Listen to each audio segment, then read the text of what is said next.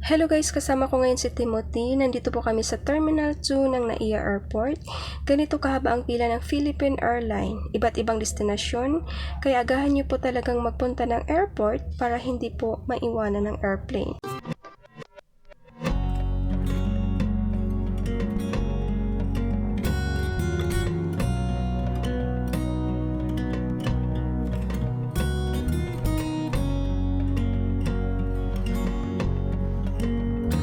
Pati sa coffee, mahaba din po ang pila.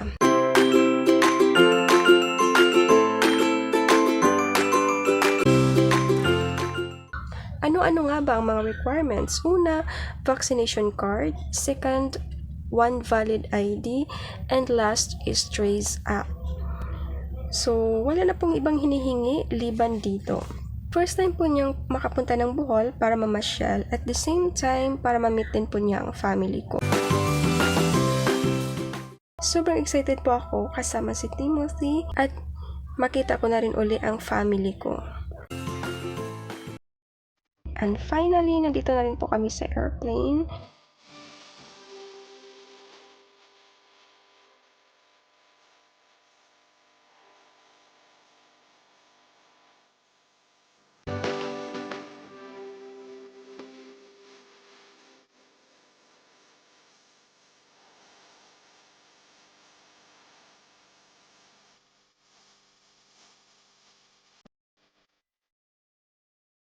Nandito na po kami sa Bohol.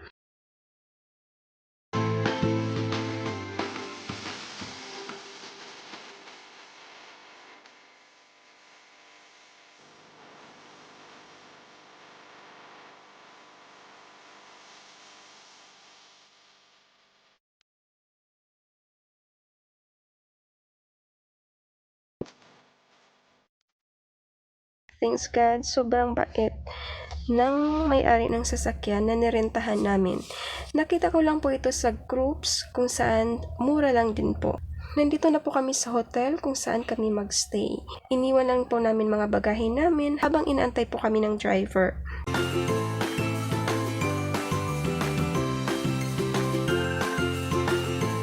Agad dumiretso na po kami sa Lubok Floating Restaurant kung saan doon po kami nag-lunch.